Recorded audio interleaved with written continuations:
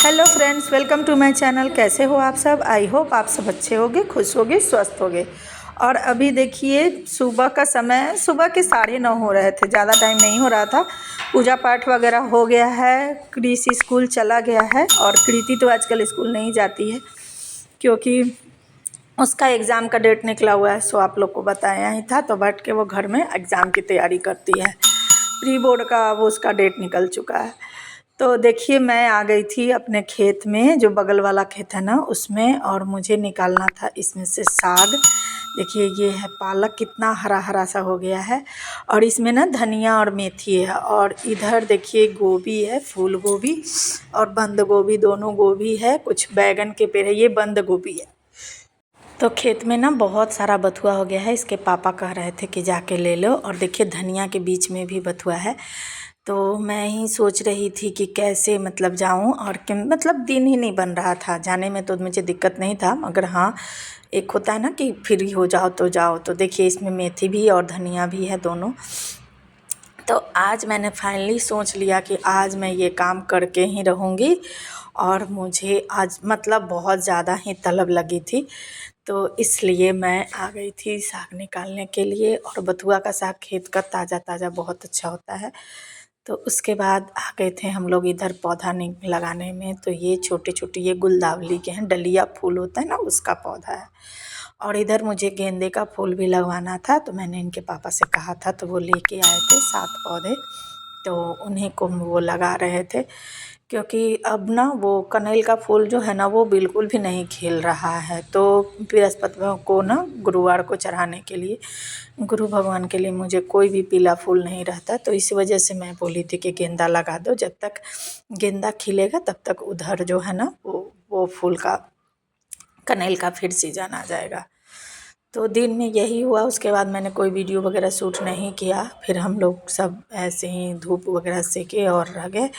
और ये अब शाम बाती का मतलब दिया बाती का समय हो गया है, शाम का समय। तो मैं कपड़े बदल लेती हूँ फिर, क्योंकि फिर शाम दिन में ना बाथरूम वगैरह कुछ भी किए रहो तो कपड़ा अशुद्ध होता है। तो नहाती तो नहीं हूँ, बस गोरान धोकर कपड़े बदल लेती हूँ और उसके बाद सांझ बाती कर दी। आप सब, आई होप आप सब अच्छे हो गए, खुश हो गए, स्वस्थ हो गए। और ये शाम का समय है और मैं बना रही हूँ अभी आज का खाना बनेगा दाल मखनी और बथुए का साग।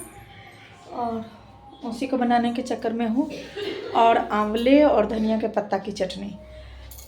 तो और बच्चे कर रहे हैं अभी, बच्चे दोनों कर रहे हैं पढ़ाई। और इसके पापा भी अभी आ गए हैं। मैं 1 घंटे से साग चुनने में लगी हुई थी। अभी खेत से जाकर ले आई थी, सो आप लोग को तो आगे देखे ही हैं वीडियो में। तो खेत से लाई थी, तो उसके बाद कपड़े वगैरह बहुत सारे थे तो उनको फोल्ड किया। और अभी प्रेस करना है। इसके पापा को फिर जाना है दिल्ली। तो अभी नहीं, आज नहीं जाना, कल नहीं जाना, जाना है 2-4 दिन में। तो इस वजह से देखिए मैंने साग कितना सारा लाया है और सभी को चुन लिया। देखिए कितना साग है, पूरा 1 घंटे लग गया है। पापा बता रहे थे कि बाज़ार में ना 150 रुपये किलो है, तो उतना तो मैं बचा ली उस साग के। तो आज यही बनने वाला है, साग, दाल मखनी और धनिया और आंवले की चटनी। तो लगती हूँ मैं फटाफट से काम में।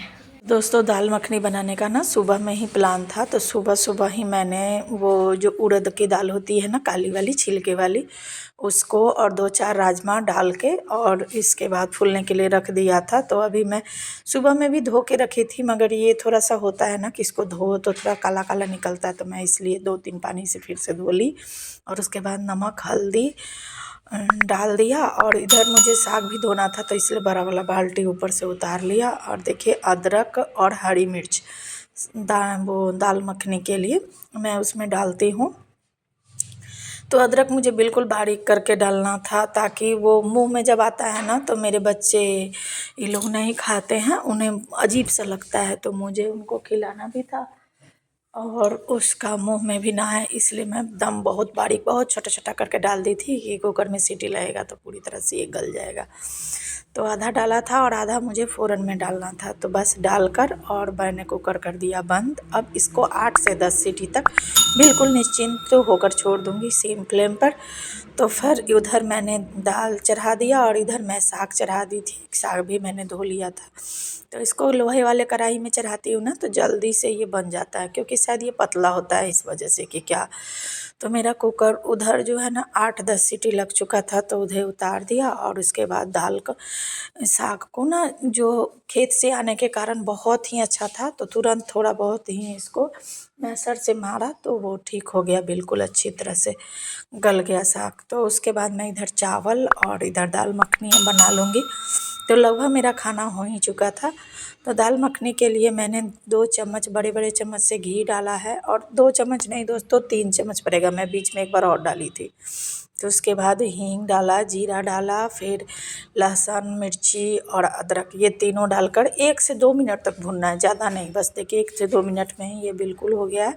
उसके बाद मैंने 3 प्याज का पेस्ट बनाया था, उसको डाल दिया, और डालने के बाद इसको अच्छी तरह से भूनेंगे तब तक जब तक इसमें से पूरा मतलब तेल न छोड़ने लगे। और उसके बाद टमाटर डाल के भी फिर हम उसी तरह से 2 से 3 मिनट भूनेंगे। 2 ही 3 मिनट में ये अपने आप देखिए तेल छोड़ने लगा किनारी से। और उसके बाद मैं इसमें डाल दी भर के 4 चम्मच मिर्ची पाउडर और आधा चम्मच के करीब हल्दी पाउडर। इसमें मिर्ची पाउडर दोस्तों ज़्यादा लगता है, क्योंकि टमाटर 4 पड़ा रहता है ना, तो इस वजह से। और उसके बाद क्रश करके मैंने डाल दिया थोड़ा सा कसूरी मेथी, थोड़ा सा गरम मसाला और थोड़ा नमक तो स्वाद अनुसार अपना। उसके बाद मैंने डालकर और इसके 2 से 3 मिनट तक थोड़ा थोड़ा पानी देकर अच्छी तरह से पकाया। जब इसके किनारी से बिल्कुल पक गया और मसाले बिल्कुल नहीं लग रहे थे, देखिए पूरा मतलब समट जा रहे थे, तब मैंने इसमें अपना जो दाल गलाया था ना उसको डाल दिया। और हाँ दोस्तों, दाल को ना सीटी लगने के बाद ना थोड़ा सा मैसर से मैश देने से ना वो अच्छा सा जो हम लोग ढाबे में खाते हैं ना, बिल्कुल ढाबे वाली टेस्ट आएगी अगर आप लोग इस तरह से बना कर देखेंगे तो उस तरह का मैंने कोशिश किया। और जितनी बार भी बनाती हूँ ना मेरे फैमिली में सबको बहुत अच्छा लगता है। दोस्तों खाना वगैरह बन गया, अब जा रही हूँ फटाफट से खाना निकालने ताकि सब लोग खा ले। और समय अभी 9:30 हो रहा है, फटाफट खाना ताकि सुबह नींद बहुत लग रहा है, सवेरे उठो ना तो लगता है अभी बर्तन वर्तन है सब। इसके बाद दोस्तों मैं लग गई थी फटाफट से खाना निकालने में, और कृति सबको जाकर परस कर दे रही थी। मैं थाली में परस रही थी और वो सबके सामने पापा को भी बुला कर लिया और भाई को भी, और सबको खाना देने में लगी थी। और मैं फटाफट से इसी तरह से मिलजुल कर जल्दी से हो जाता है ना हमारे काम, तो हम लोग इसी तरह से मिलजुल कर लेते हैं। और उसके बाद देखिए मैं बेटे का थाली लगा रही थी, पहले इसके पापा का लगा, उसके बाद बेटे का। ये ऐसे ही चावल के ऊपर दाल रख के खाता है, ये अलग से आप दो ना तो भी वो मिक्स कर ही लेता है, इसलिए मैं हम लोग इसी तरह से इसको दे देते हैं। और उसके बाद वो अपना स्पून से और इसके पापा अपना हाथ से खा रहे थे। फिर हम लोग भी आ गए थे माँ बेटी खाने के लिए।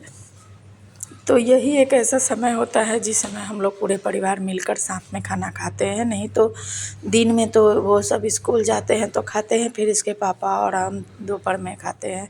इसके पापा खाते हैं तब तक मैं बनाती रहती हूँ, तो इस तरह से बारी बारी से ही खाते हैं। एक साथ बैठ के हम लोग को खाने का मौका जो है ना वो नहीं मिल पाता है, तो रात का ही है कि सुकून से पूरे फैमिली बैठ के खाते हैं।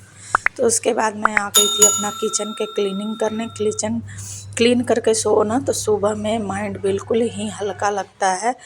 बस यही काम है जो करके अगर सो तो लगता है कि सुबह में आपकी नींद जब खुलती है ना तो बहुत फ्रेश सा महसूस होता है।